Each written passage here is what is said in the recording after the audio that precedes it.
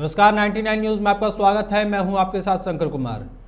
पटियाला मतदान से पहले समाना पटियाला रोड पर भाखड़ा नहर के पुल के पास विस्फोटक मिलने से दहशत फैल गई है। यह विस्फोटक नई अग्रवाला कोसाला गेट के आगे एक बाइक पर बेड में टंगा था।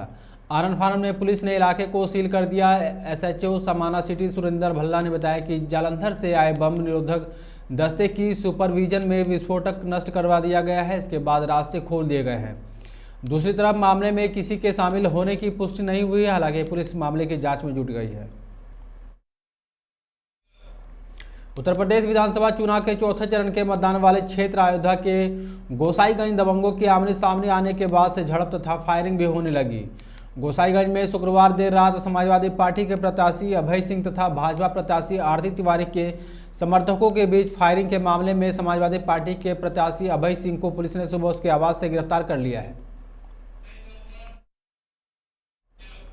कोरोना महामारी के ग्लोबल संकट के बावजूद भारत और संयुक्त अरब अमीरात यूएई ने मात्र 88 दिनों में शुक्रवार को ऐतिहासिक पूर्ण मुक्त व्यापार समझौता पूरा कर लिया है। इस एफटीए को कॉम्प्रिहेंसिव इकोनॉमिक पार्टनरशिप एग्रीमेंट का नाम दिया गया है। प्रधानमंत्री नरेंद्र मोदी के नेतृत्व वाली सरकार का यह पहला पूर्ण एफटीए है। इसके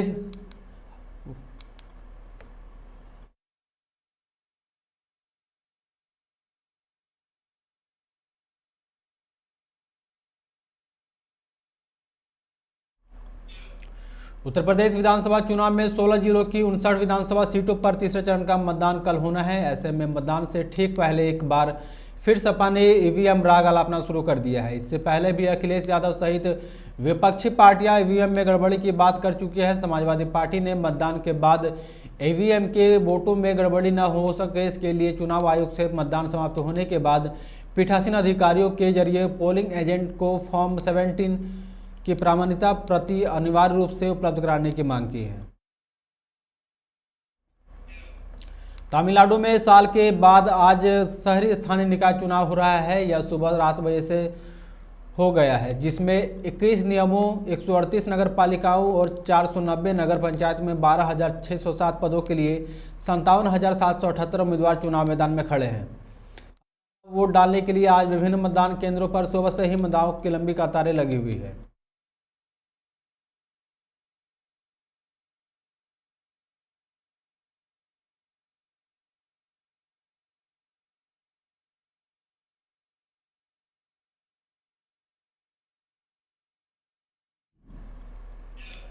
बीस फरवरी को पंजाब विधानसभा चुनाव के लिए होने वाले मतदान को विभिन्न जिलों में प्रशासन ने तैयारियां पूरी कर ली है। एक दिन पहले ही स्ट्रांग रूम से पोलिंग पार्टियां रवाना हो चुकी है। जालंधर में 9 जगहों पर बनाए गए स्ट्रांग रूम से पार्टियों के सदस्य शनिवार को सुबह से ही पारिवारिक सदस्यों के साथ पहुंच रहे हैं। उधर पार्टियों को रवाना करने हंसराज स्टेडियम पहुंचे जिला चुनाव अधिकारी कम डीसी घनश्याम धोरी ने कहा कि पोलिंग स्टाफ को हर तरह की सुविधाएं दी जाएंगी।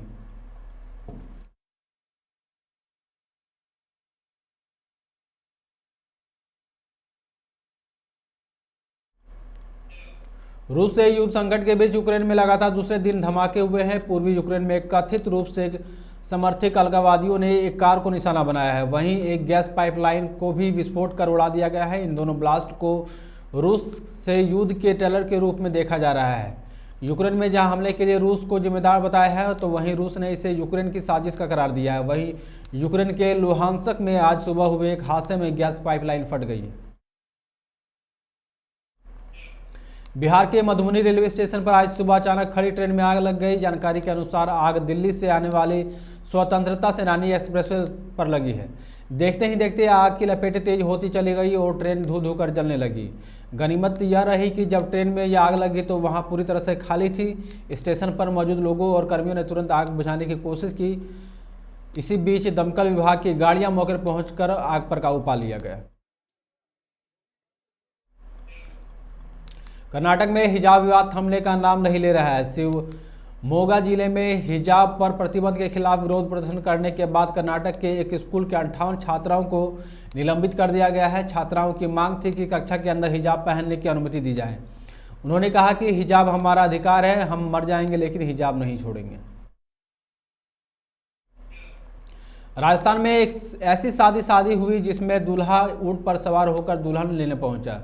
दुल्हन के साथ ही बारात भी ऊंट पर सवार थे। 20 ऊंटों पर सवार दूल्हा बाराती 2 घंटे में 7 किलोमीटर का सफर तय कर दुल्हन के घर पहुंचे।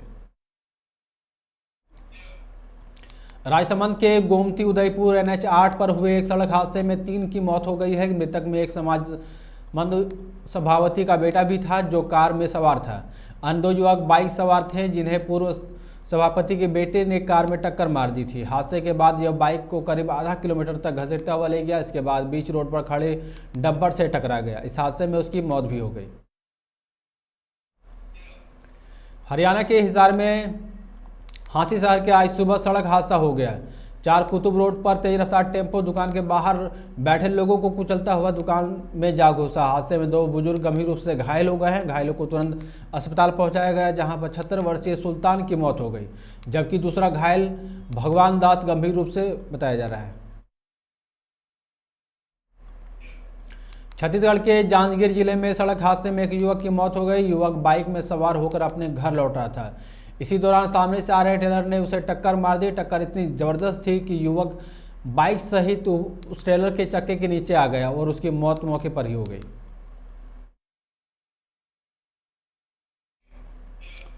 खबरों में फिलहाल इतना ही। आप देखते रहे 99 न्यूज़। नमस्कार।